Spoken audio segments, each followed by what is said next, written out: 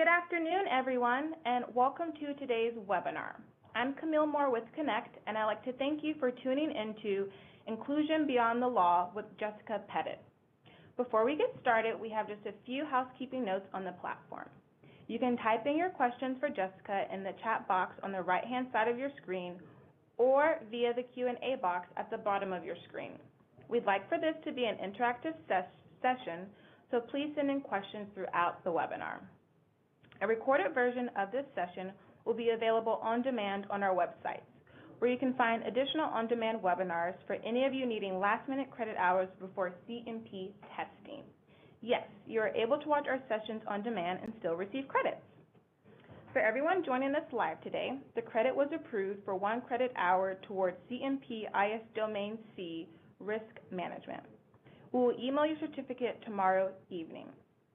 For any of you future viewers watching this session on demand and not live, please email me directly at cmoore@connectmeetings.com to receive your certificate. I'll share more information about our upcoming webinars at the end of the program, but let's go ahead and get started. Before I introduce Jessica, you will notice a map on your screen about our upcoming events for 2019. If you have any questions, please contact my coworker, Mark Wong, Senior Director of Sales at mwong@connectmeetings.com. And I will type in his email address if anyone needs to contact him. 1 second.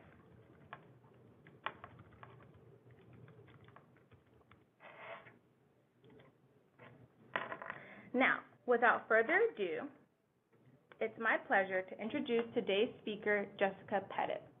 Jessica Pettit, MED, pulls together her stand-up comedy years with 15 years of diversity training in a wide range of organizations to serve groups to move from abstract fears to actionable habits that lead to teams that want to work together. With a sense of belonging and understanding, colleagues take more risk with their idealization, conserve precious resources through collaboration, and maintain real connections with clients over time. Jessica, welcome. Thank you for sharing with us today. Absolutely. Thank you for having me. And for those that are watching in person, as well as those that are watching the recording, I always like to give a texting number, specifically when we're talking about inclusion efforts. Sometimes you don't have all the questions or struggles that you have right now, but you may think of some later. And so you are welcome to text message me at 202-670-4262, 202-670-4262, and I'm happy to answer any of your questions now during the live webinar, or again, as you think of something or as you're watching the recording. I put this particular program together because as I started working with more meeting professionals, I realized that we don't always know how to manage risk, whether it's legally required or not. And I also was having conversations with meeting professionals who were using a lot of questions on registration forms, etc., but not to the best of their ability. And so I created this idea or this kind of concept. Most of you are already doing really incredible work. So how can you leverage what you're already doing to make people feel more included or that they belong? So all of the ideas and everything I come up with are free to keep and are probably deeply rooted in things that you are already doing. It'll help you develop new questions to address needs that you may or may not know about from your users. As Camille mentioned, this is approved for Domain C under risk management for EIC CMP credits. Now, before we get started, I always like to do this caveat as well, and that is that a lot of times we do professional development thinking about our participants, but we don't necessarily think about ourselves as professionals or our colleagues. So I'm going to do my best to talk about participants and all of the kinds of professionals that are in the meetings industry.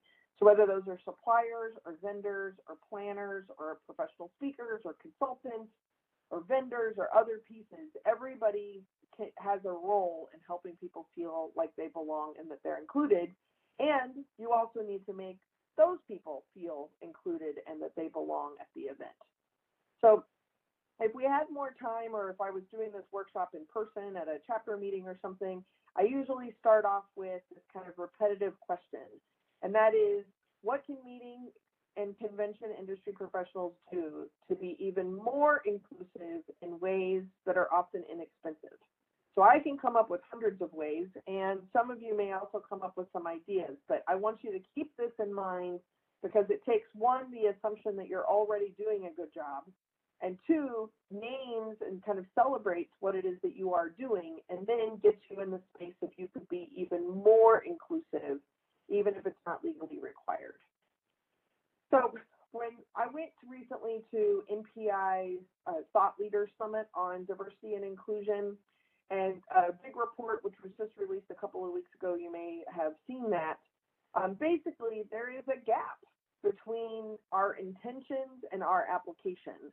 And I find that there's this triangulation between the clients, the professionals, the vendors, the suppliers, and the participants as far as what is possible. And that triangulation creates this gap. And so what I want to do is to be more specific about things that can be done, should be done, and things that you need to be thinking about to help close this gap a little bit. So to start off, I think it's important to understand what are state laws. Now, every time I say the word law, I always have to say I was a ceramics major, and so do not come to me for legal advice, but I do hang out with a lot of lawyers. But what's interesting to me about state or federal laws is that, one, a lot of times we don't do inclusive elements, or we don't try to do things to be more inclusive unless we are mandated by state law or federal law. And what's also true is that sometimes we are mandated by state or federal laws, and that doesn't actually motivate us to do the thing that we are actually legally required to do. But I also want you to think about this, is that if you are working an event that stays in the same place, but people come in from different states or potentially different countries, or your event changes locations, then I think it's your responsibility to also know what are the current state laws of where people are coming from and or where your event is held. And if you can understand that, then the people who are attending are going to have a certain level of expectation. And the freest, cheapest, most effective thing that you can do is to recognize what the people are expecting who are using your event spaces before you are legally required. I think that that's a really important piece to understand, and most of the time we don't even think about it as our events travel around state to state or people come in from different states. I mentioned briefly that it is also the case that federally speaking, some of our events change countries, or we recruit or have people who are attending our events who are from different countries. So it's important to understand what is legally required in those countries, because that might be some way of knowing what they're going to be expecting from you and your events. So as I have done this conversation, I always think it's important to kind of slow down and take one step back. Just because some people are relatively new to this conversation, others you are not new, but you need to remember that other people are new. So when we start talking about the law, the big eight, as they are typically referred to, are the ones, the social identities that are either covered in state or federal law, named in state or federal law, or more common in our conversation. So just as a review of what the big eight is, first off is ability. So when we start talking about inclusion and we think about the law, most of us immediately go to the ADA. And ADA does say that facilities need to be accessible. We almost always immediately think about wheelchairs, but we all know buildings and venues that are not wheelchair accessible, even though that is actually federally mandated. Ability can also include mental health, physical abilities outside of just wheelchairs, whether you're talking about something temporary like crutches. We can also talk about auditory, sight, sensitivity, things like this, but we don't always think about it that way. Age is an interesting one, because depending on your venue or your event, some people may be too young and some people may be too old. What does that even mean, and how is that being accommodated? Again, federally, you're not allowed to discriminate based on age, but we all kind of plan our events for a certain avatar that is at a certain age. So being mindful of what happens to people who come who are younger or people who come who are older. Ethnicity or culture, a lot of times this comes up when we think about holidays or food or things like this. We might ask this question. Sometimes we might think about different languages that things are in. Also, socioeconomic status or class is how much does something cost? How financially accessible or flexible are the things that people are being asked to spend money for? Is there a sliding scale? Or do people know about scholarships? Are there ways of being benefactors or donors? Next up is race, which I think when we talk about inclusion, we almost always immediately go to race, where we can talk about the constructs of what it means to be a not white person in the United States culture. There are some events that'll be primarily folks of color, and there are other events that are primarily white folks. So how are you navigating race and racism, not just in your marketing, but in the space of your event? Religious and political beliefs, this is one of the things that for some reason we are generally terrified to talk about. But when we start talking about protected speech and freedom of speech, it's important to understand how religion and political beliefs show up at your events or how they are kind of silenced. And more importantly, which ones show up and which ones are silenced, and make sure that you're being inclusive there. Gender, we almost always think about whether we're talking about men or women. We can also talk about gender nonconforming, trans inclusion, things like this. Sexual orientation is everybody who's not heterosexual, although heterosexual is also a sexual orientation. Typically, when we start talking about diversity, equity, and inclusion work, it tends to land primarily on these 8. And I would say the top 5-ish are the ones that we are the most comfortable talking about. I'll use some specific examples from gender and sexual orientation just because those tend to be at least some of the ones that people are most uncomfortable talking about. But there's also a lot of variation between what is protected on a state level versus a federal level for those two. So if that's the big review, what I think is interesting is that if we were to take federal or state legislation as the guiding point of what we are not supposed to do, for example, in the state of California, you do not need any federal or state-issued documentation to justify or prove one's gender identity or expression. And in the state of Tennessee, you are not allowed to use gender-neutral pronouns. It's actually illegal. When we start talking about bathrooms, or we start talking about accommodations or preferred names, or whether or not, at the time, whether or not states legalized gay marriage or states have allowed for adoption or child custody, military service, all of these things are actually kind of changing on a federal level, if not on a state level. And so it's just a good example of how you need to know this information to be able to know what it is that you need to do. And if you make a decision about what to do to be inclusive, then it doesn't matter what the state or federal law is doing. Again, the question is to notice what you are doing and then to ask yourself what you can do to be even more inclusive. And I believe I've come up with a number of things that you may not have thought about that will be free to cheap.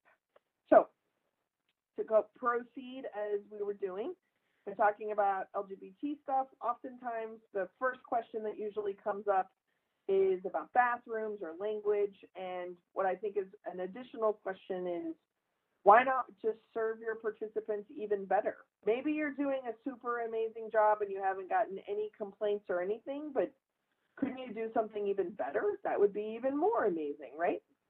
So when we have this conversation about risk management or expectations and best practices, I want to be able to provide those things for you.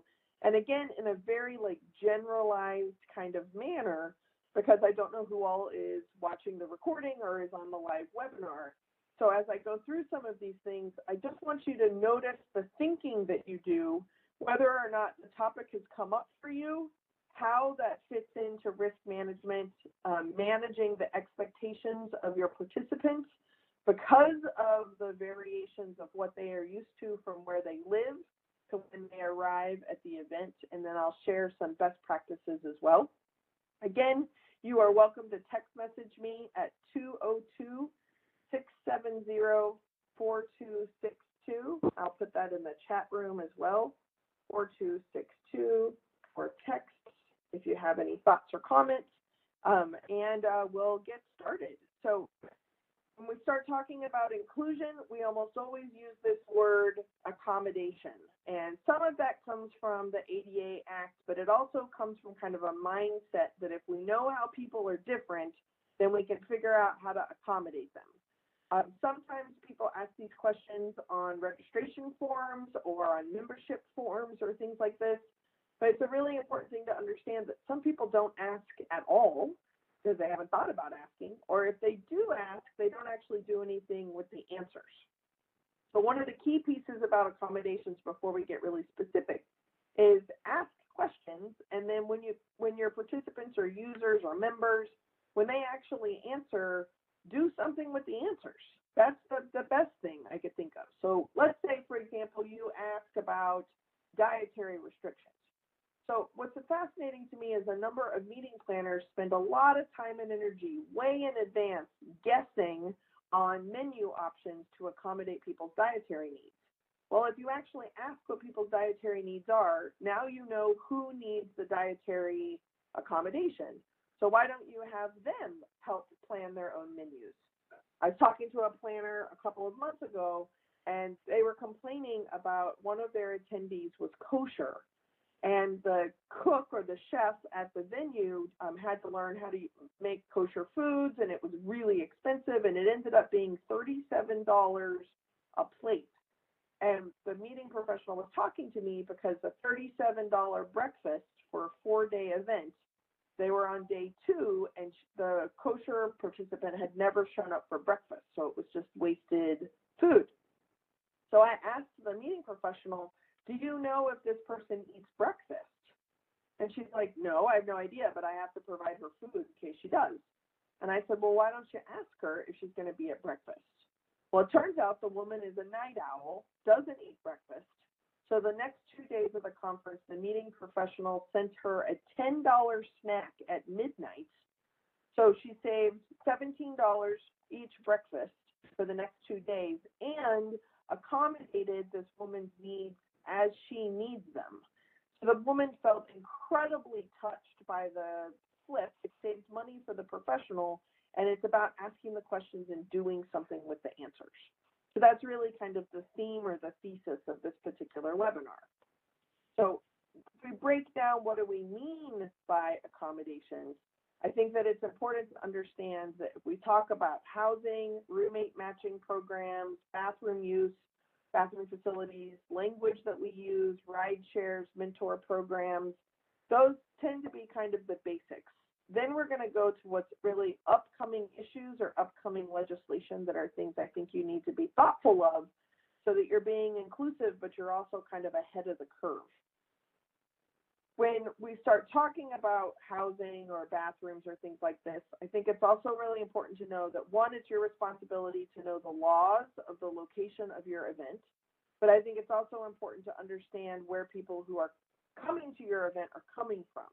Nobody really wants to harm anybody, and I don't think we plan events to try to make people feel unsafe, but oftentimes people can get very defensive because they don't know of something.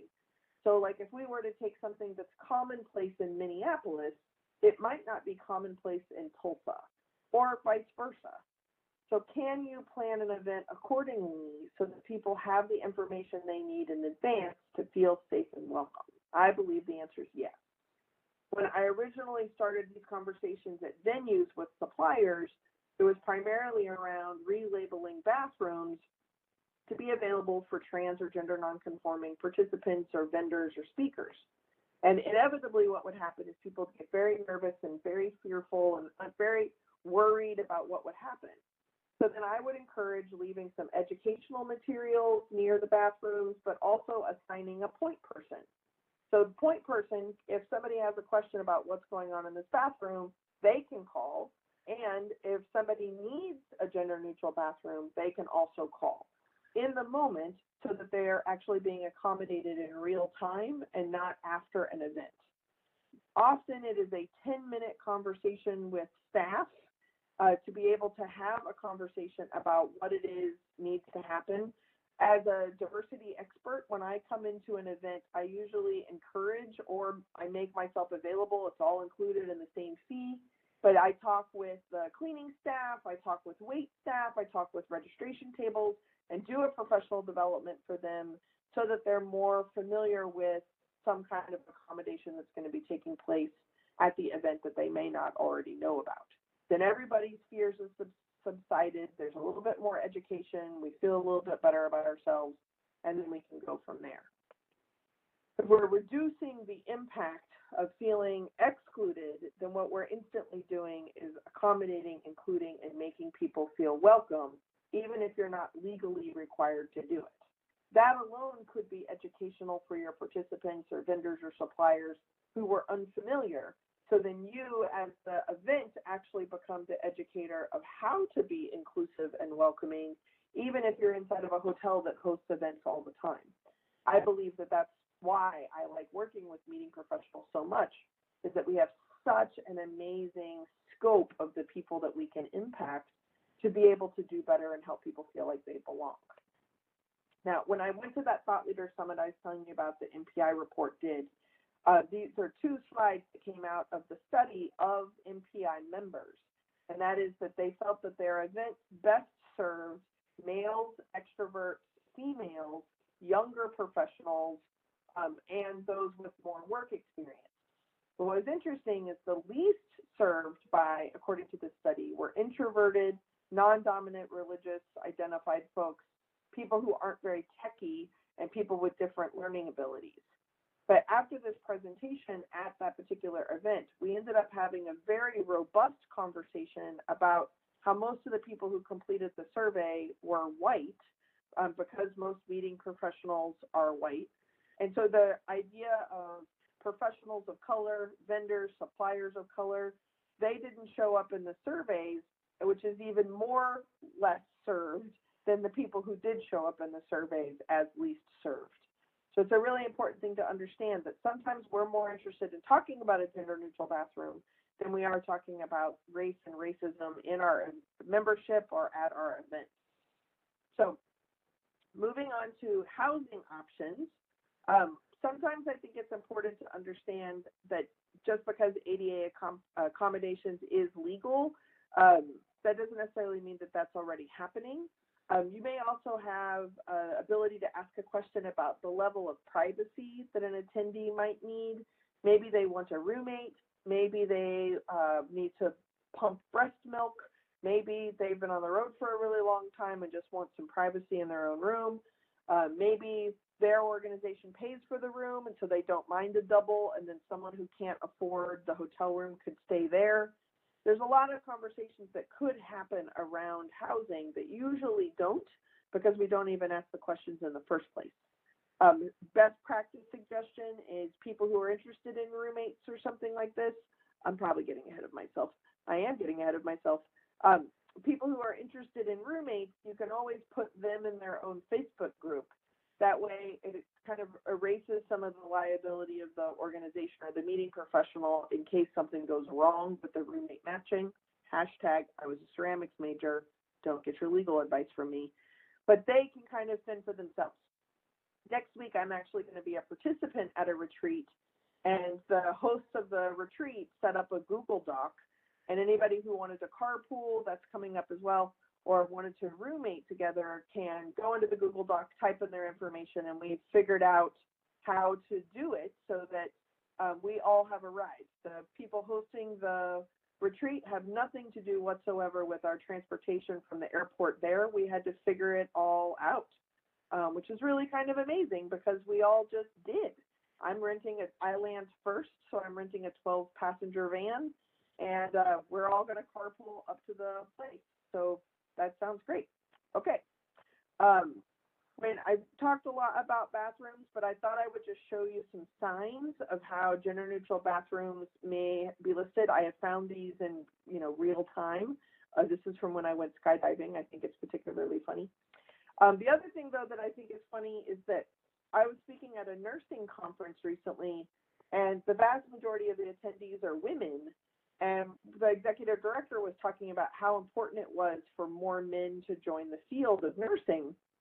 And what I thought was so ironic is the handful of men who were attending the conference, they had changed all of the bathrooms near the ballroom to women's bathrooms. So not gender neutral bathrooms, but just changed them all to women's bathrooms.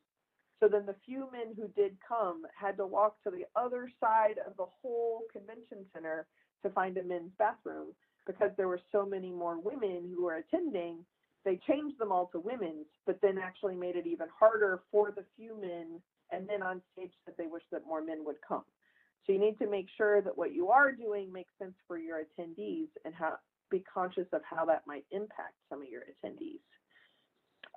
Generally speaking, bathrooms or single-use bathrooms are also really helpful for people with children at those age where they can't go to the bathroom by themselves, or people with caretakers who may be of a different gender.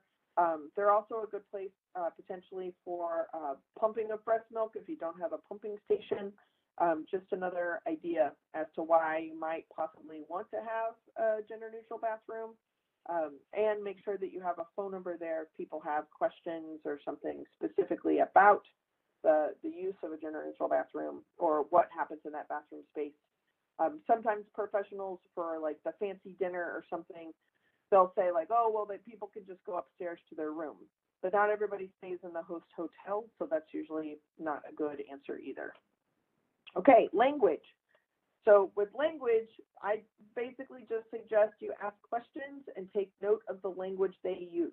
Now, one best practice that's pretty common now is that a lot of people will have people register for the event with their preferred name or what they want on their name tag, and then that dumps from a spreadsheet into the printer that prints out the name tags, which is always funny when your name is misspelled because you probably are the one who typed it. But that's a way of getting flexibility, and people can put whatever they want to on their name tag. Same thing goes with if people were to get divorced or just recently got married. They might use language around partners or families or children. And when you have a +1, that's the most inclusive way of doing it, or paying attention to who somebody might be bringing as guests to the event. Just notice the language that they use and then keep using that.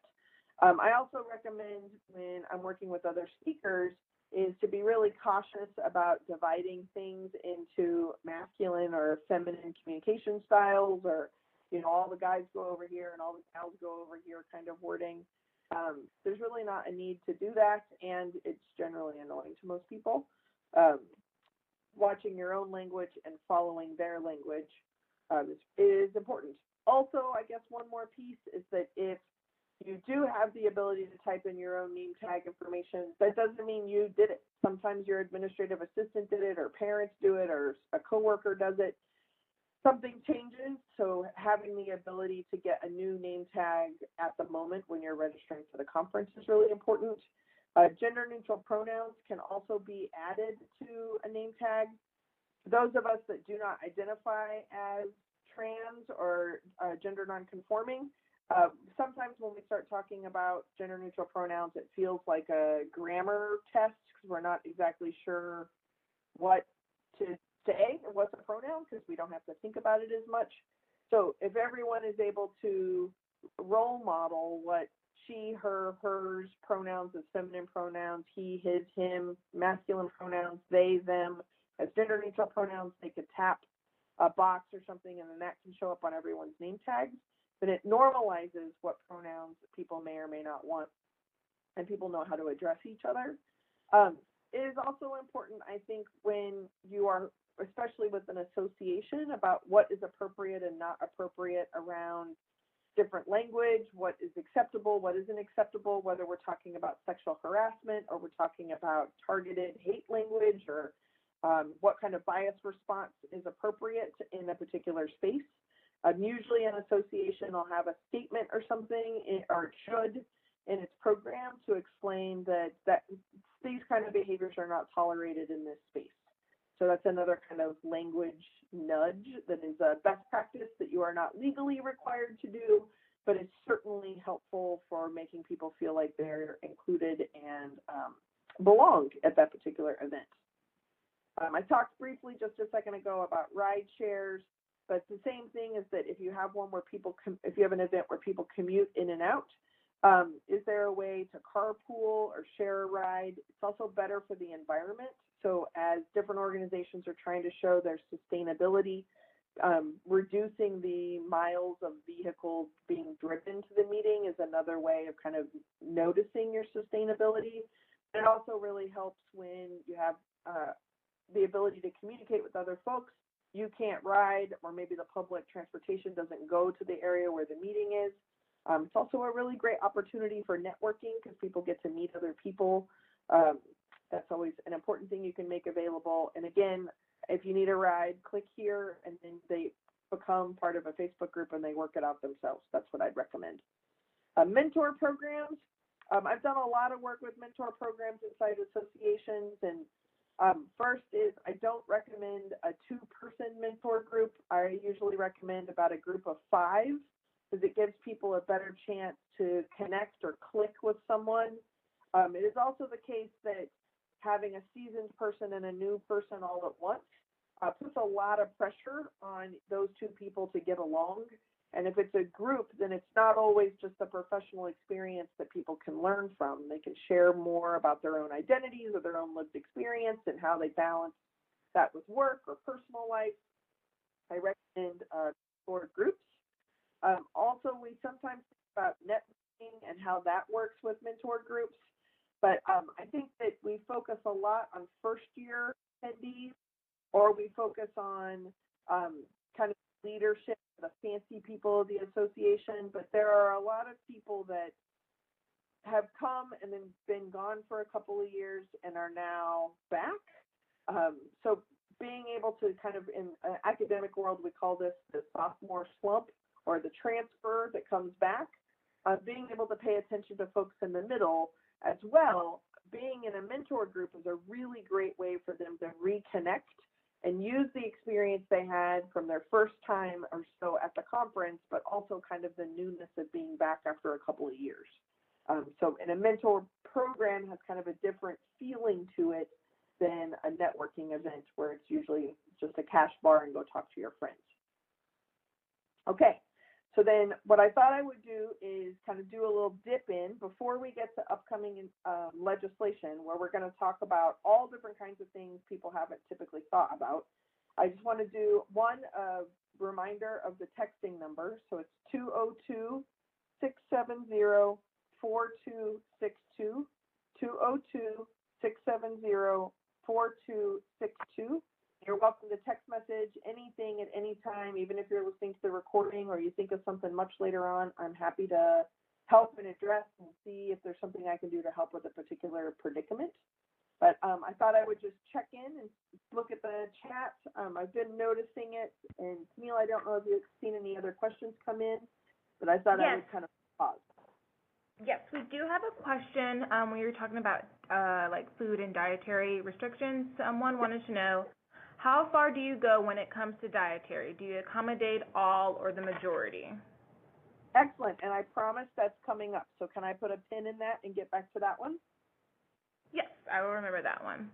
Perfect. Okay. And then we had some comments about people saying awesome points and address race because it's not talked about that much in inclusion.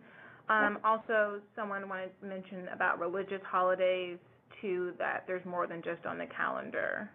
Those are some of the comments we're getting. Excellent. I saw those too.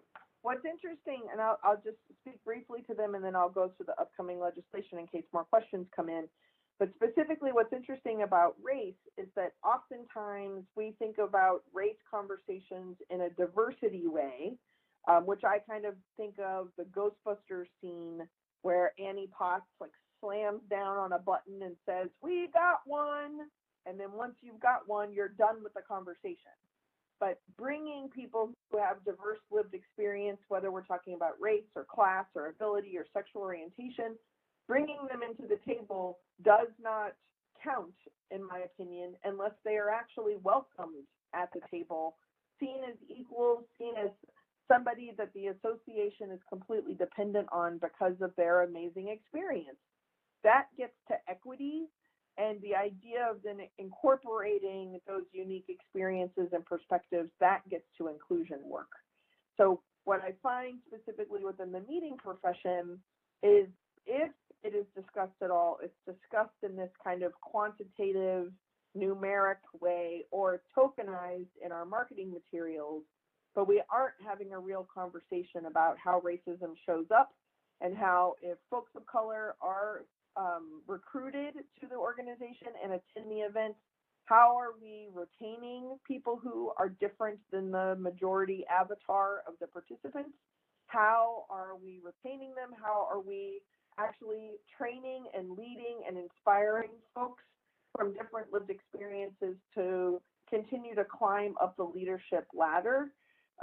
That's a real problem in every association I've worked with because it's not actually talked about. So I really appreciate, Kim, you making those comments, and I think that it's an important thing that we all really understand. Karen, your comments about religious, what I think is important there is religious holidays, whether we identify as Christian or not, most of us have a day off because it's a Christian calendar-based holiday, but we don't necessarily know what other holidays are happening at a certain time. The last time I did this workshop, a woman said, well, we do our program the third week in October every single year. Like, we can't change that. Like, is that a religious holiday? What would I do?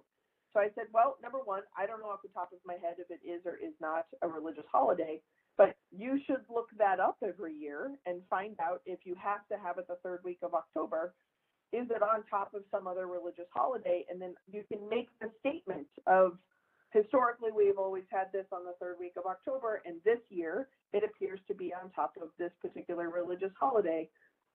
Please let us know if that is a concern and if there's some way that we can make the recordings available to you or something. It's an important thing to understand instead of just not know or panic because there's something really big that we have to do. So then I see from Kimberly, how do you get the buy-in from the upper management or organization leads that we need to be more inclusive on race if they don't see a need for it?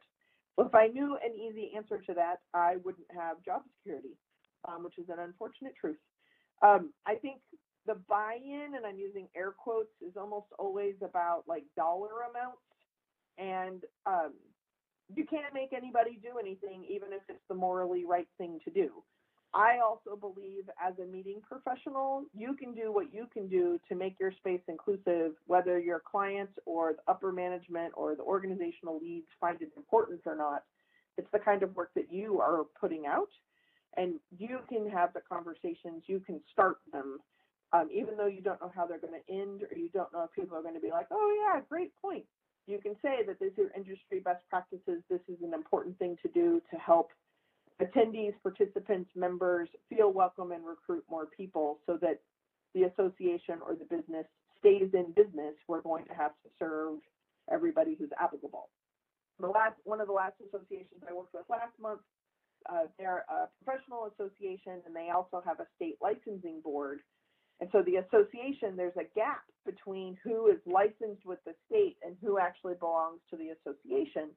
The association is only for licensed people, but there are more licensed people than are in the association. So they brought me in and I did a big review, and it turns out that the association seems to only serve a very specific clientele of licensed people in this profession. And until they do that work, there are other licensed people who are never going to join that association. So then they can't be the professional association of the profession if they're only the professional association for a certain type of people in the profession. That's the best answer that I can give to that, is that you just do what you're supposed to do to make people feel like they belong. Okay, I'll take a couple more and then I'll go to upcoming legislation. I want to make sure I'm managing my time well. Go ahead. No, you see it. You can go ahead, Jessica. Okay. Gina says, my association thinks inclusion means using photographs of a few minorities who attend our events and our marketing materials. It seems very contrived and does not mean we are inclusive. That is true, Gina. That's what I mean by the Ghostbusters thing, right? Is that, look, we've got two. And then those people are on the website, they're in the brochures, they're everywhere. Those people also know what it feels like to be tokenized. So not only are you not inclusive of other folks who appear to be different, but you are also not including the people that you are tokenizing to flag to other people that you are inclusive. It is a failed yet go-to move by a lot of associations. Okay, last comment, and then we'll go to the upcoming legislation pieces. Kim says, with hotel space at a premium, you need to start early in order to ensure you find dates around religious holidays. Yeah, that's totally true. And it is also possible that something else could happen. Not to take away from religious holidays, but it's also possible that you can have an event and some major catastrophe happens that day. Where they're in that town. I actually was speaking in Sandy Hook when the Sandy Hook shooting happened, and I watched my audience members like slowly get text messages. They had to go find out if their children were still alive.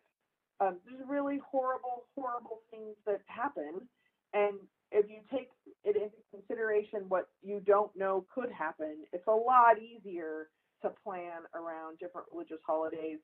It is also important, and Kim, I want to nudge on your question, is that you can not schedule an event because of a different religion, and by different I mean not Christian, a different religious holiday, to not have an event on that day.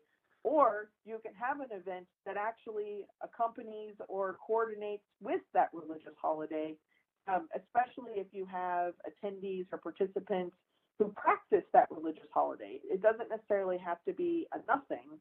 It just needs to be included. If you don't have attendees or members or something like that that actually often celebrate that religious holidays because you have asked that question and that did not come up, you can still acknowledge that it is a holiday weekend for some, because some people don't fill out those surveys or didn't answer that question. But again, I think the responsibility is on our part to know what is happening for the other people. Generally speaking, the avatar of a meeting professional is super detail-oriented, kind of neurotic woman, right? So that's not always true, but if that's the stereotype, then lean into that. And like, it's our job to know these details, add it to your checklist to find out what are the state laws, what do we know about this, what other religious holidays are happening. If you're in a different town, it may not be a religious holiday, but maybe that weekend is also a really big festival for that town, or maybe last weekend was, maybe it's the next weekend. Like, get to know the place where you're having it. Don't just worry about your particular event. Just the way you have those conversations differently is actually going to help you create a more inclusive environment.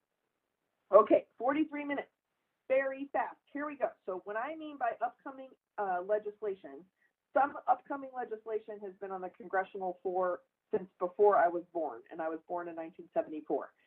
So just because it's upcoming legislation doesn't mean it's happening anytime soon, and let's say it does. Or let's say that it's becoming common practice in some states or in some venues and not at all even thought about in others. So again, as a meeting professional, I feel it's your duty to be able to know what are some of these trends, and is there a way for you to incorporate them, even if it's unexpected that you would. So here we go. Temperature and climate. So what is fascinating to me about this is at an event recently, I saw this little sign and a basket of blankets. And the little sign says, feeling a bit chilly during your meeting, help yourself to a blanket. When you're done, lay the blanket next to the basket so it can be cleaned and ready for the next time you're here. So we all know that meeting rooms are freezing. This is a really great sponsorship activity because you know nobody's going to give those blankets back. They're going to steal the blankets. But you're acknowledging that the room is cold for some people, and here is a potential solution. Same thing goes with this, is even better. This chair is under the air conditioning vent. So put a little sign on it that says, P.S., this is a cold spot. I personally travel with my own individual personal summers, so I would snag that chair up in a heartbeat. But if someone is typically cold, they now know they don't want that chair. Something that simple as acknowledging what's happening in that space in the moment, and you're actually being more inclusive because you're letting people know that you know, and that helps them make a more informed decision. Now, we all know a participant, I'm going to say this so you don't have to put it in the chat room. We all know a participant who's going to sit in that chair that says you're sitting in a cold area and they're going to complain about it being cold. That is going to happen, and that is your job security. So I can't make people be rational and responsible and kind and positive, but I can at least come up with some things that you can think about in a different way. Trigger warnings. This gets talked a lot about in the news, but I was at a conference recently that was planned by high school students. I do a lot of pro bono work specifically for LGBT high school organizations, and I was floored by this because the number of professionals that I work with that I think would say this is impossible, they're proving you wrong.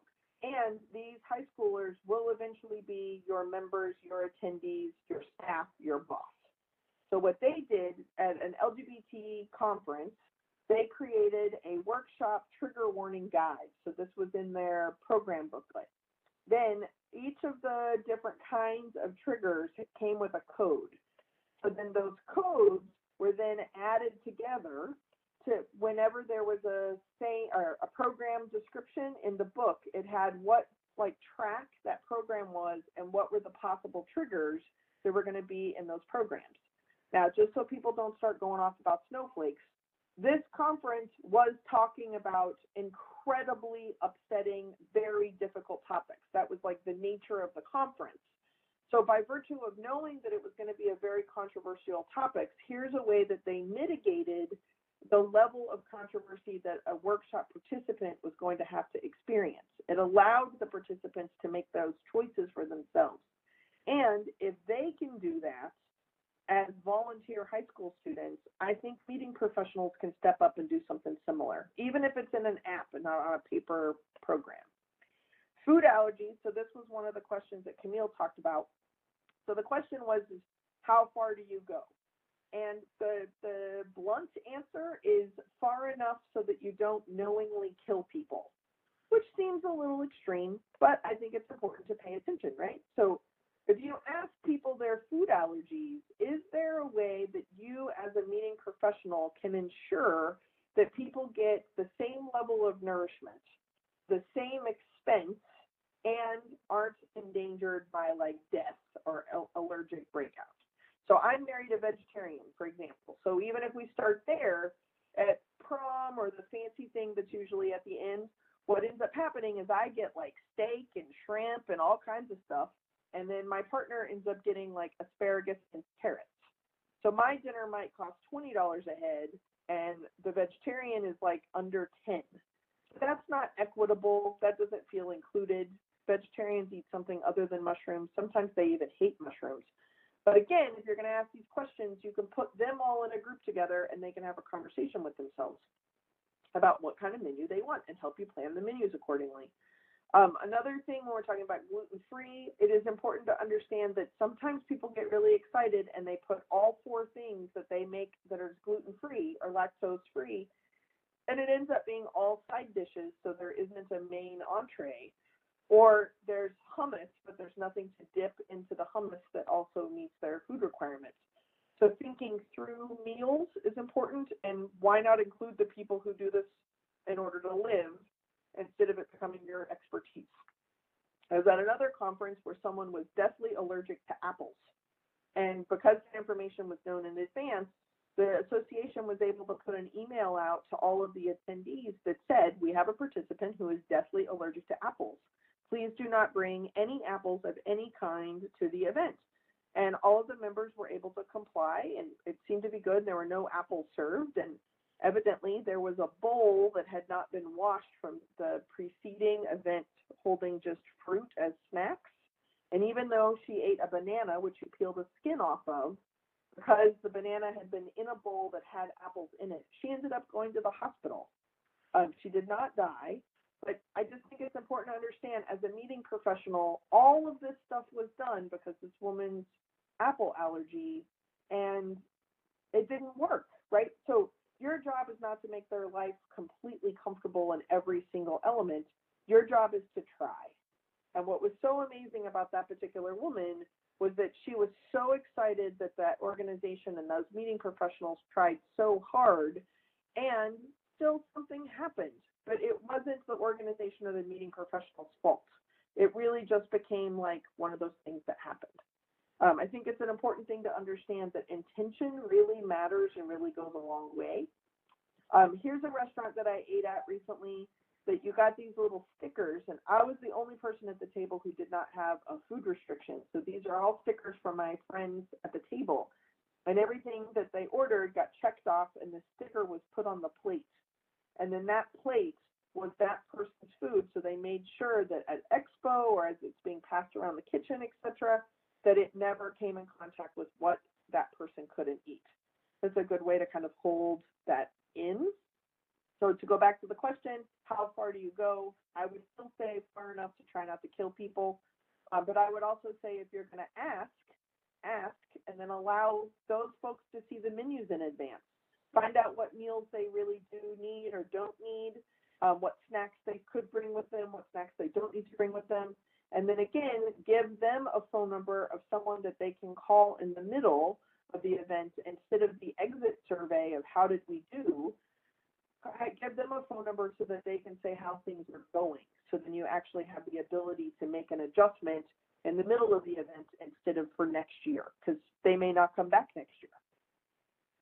Prayer and religious practices. We talked a little bit about religious holidays that might be on calendars, but I also think it's important to understand that people do different things, right? Or need different things for their own meditation or mindfulness or prayer practices.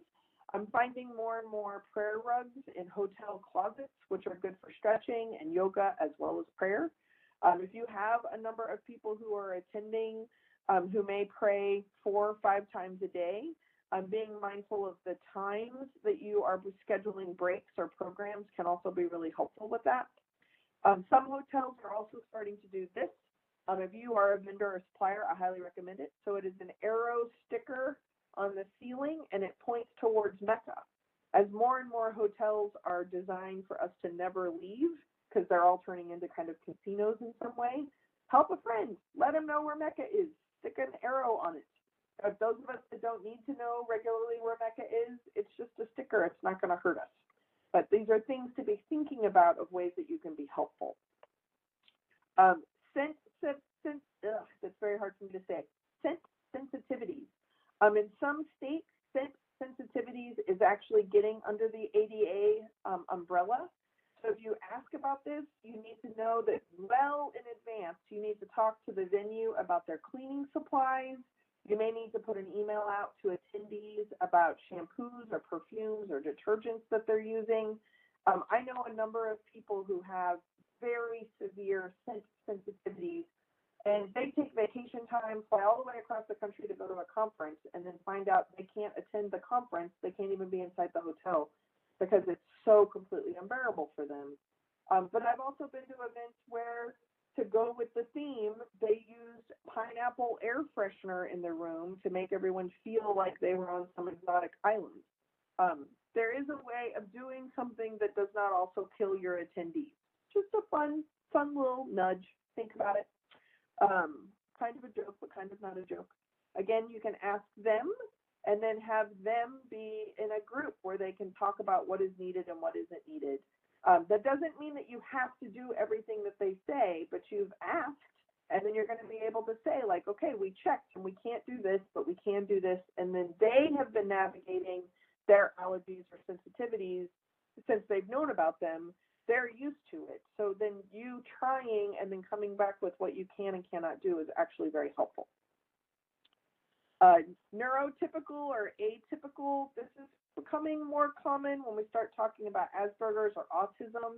Also, people have a lot of medications that make them very fidgety as well. So I found this recently when I was visiting a friend at her church. So this is encouraging people to knit or crochet during a sermon. Then the church gives all the hats away.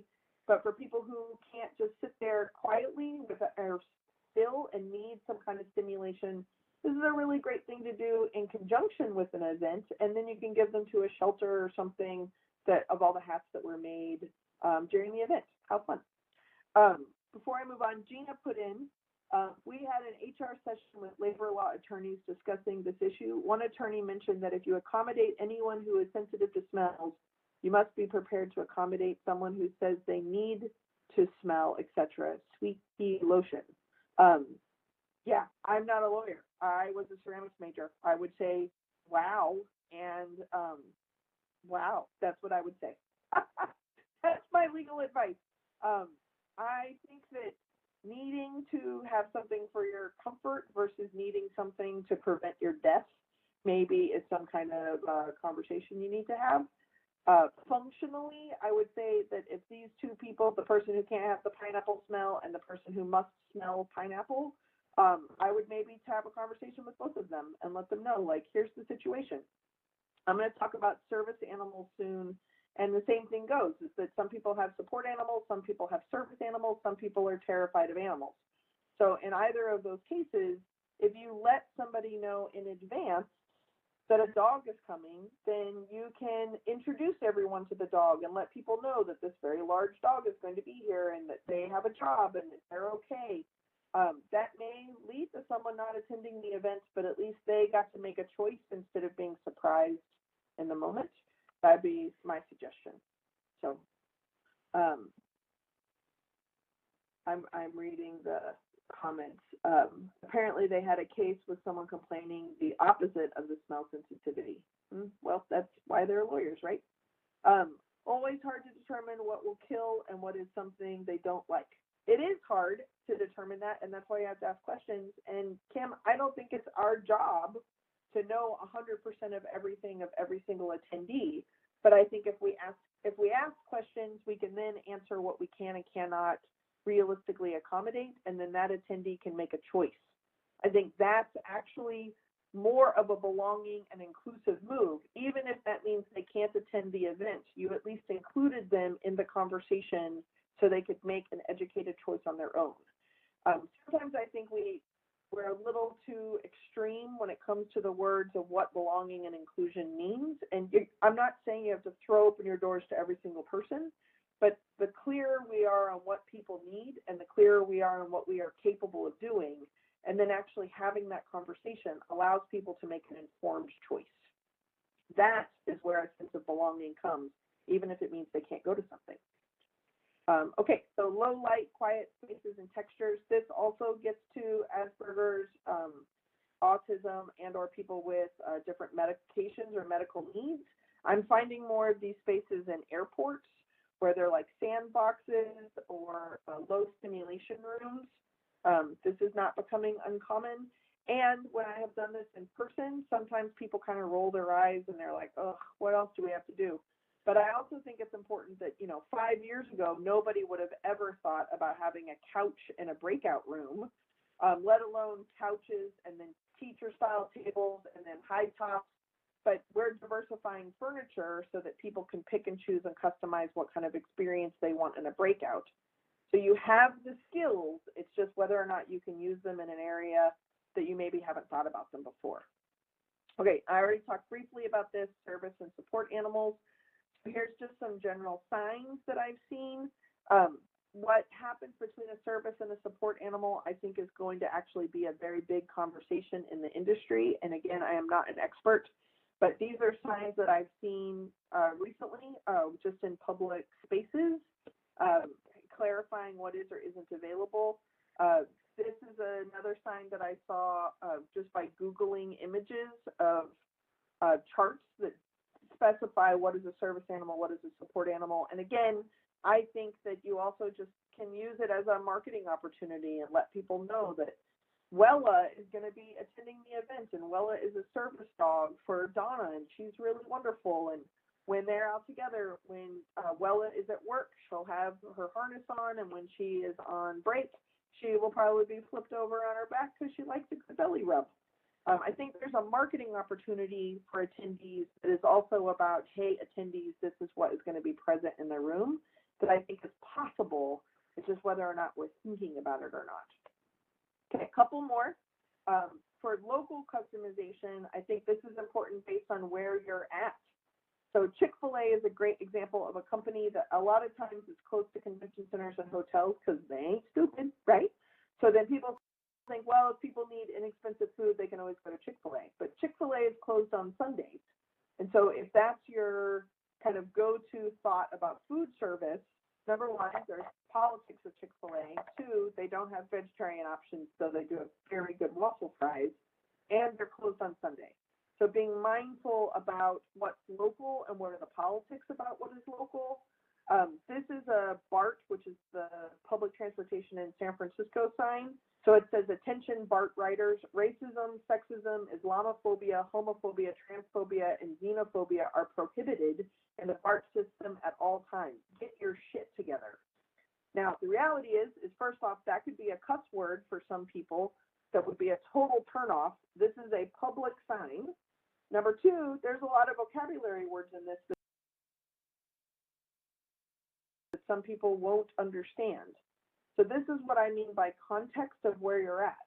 So if you're in the San Francisco area, this is so commonplace that it is on a public sign about public transportation.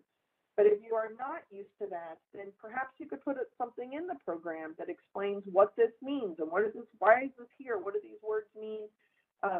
Or maybe it's something that you take as a stance so that regardless of where your program is, you as the venue say that this is not tolerated in this space, which goes back to, I believe it was Kim's point earlier.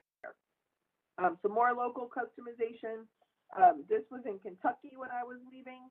As you're getting into security, it was like extra double reminders to make sure that you don't have any ammunition or guns with you. That is not at my home airport, but it is here. Make sure, don't forget. Also, this is a boot getter, right? Is that when you're at TSA, for people who are using TSA, if there's a lot of people with boots, they're going to have to use this boot getter to get their boots on and off. This isn't present at every TSA. It is present at the TSA where there are boot bearers. If TSA of all institutions can customize based on the people who use their space, I think hotels, convention centers, and meeting professionals can do this job as well. Then last but not least, as far as kind of new things, is cannabis. So these are cannabis depositories coming in from Canada back into the U.S. If you are doing an event where cannabis is now legalized, I think it's important to kind of mention that they're not allowed to fly out with it, what that means, maybe some information about when people are going to a dispensary, what that means, what that doesn't mean. I think that it's important that you can kind of make something available or some education about where you're hosting your event in general. So there's a million other things that I could choose, but the key thing I think is to be mindful that all you have to do is ask questions and then be honest about what you can or cannot do. Engage in a conversation with the actual providers. Now, because of some of the questions, I think it's important. This picture applies just as much to your clients and upper management as it does your attendees and their guests. And that is, you have to know what you're bringing into this conversation and get out of your own way to have the conversation. If you can't get out of your own way, then you can't actually notice what you could do to be more inclusive, whether it is legally required or not. So by having tough conversations with our colleagues, with our coworkers, what we're able to do is have our own perspective checked a little bit so that it doesn't show up in every program or everything that we do, but we actually start serving the people who are actually using our work. So that is my parting image that I like to end on. We're a couple of minutes over, but I'm more than happy to stay on and see if there's any individual questions or anything that I can do. And again, please feel free to text message at 202-670-4262. Otherwise, I will pull it back over to Camille and see what kind of questions or thoughts or comments anybody has. I'm happy to help. Thanks for going on the ride with me. Yeah, we'll wait a few seconds to see if anyone has some questions. You did a great job answering the chat questions as well, so I know those are already caught up. I'm a trained professional. I can do talking, I can manage webinars, and I can fold a fitted sheet. But outside of that, I can't do much. Folding a fitted sheet is pretty impressive, I will say that. All right, if we don't have any questions, I want to thank you, Jessica, for sharing with us today. It was a great topic, and I know a lot of us learned information that we didn't think of or didn't know probably even existed. So after this webinar concludes, you will be directed to a short survey. That would be great for us to get some feedback, so if you could fill that out, that would be wonderful. And you can learn about Connect's past and upcoming webinars on all of our websites listed on your screen right now. And for everyone joining us live today, the credit was approved for 1 credit hour towards CMPIS Domain C Risk Management. We will email your certificate tomorrow evening, so be on the lookout that for tomorrow. It will not come today. Again, if you're watching on demand, please email me for your certificate. It will not come to you automatically. If you have any questions, please email me at cmore@connectmeetings.com, and there is my email address if anyone has any questions. And we hope you'll join us again on June 13th at 2 p.m. Eastern Standard Time for an informative session on self-care strategies with Connect speaker Brita Miller. Thank you all for joining us, and have a great day, everyone.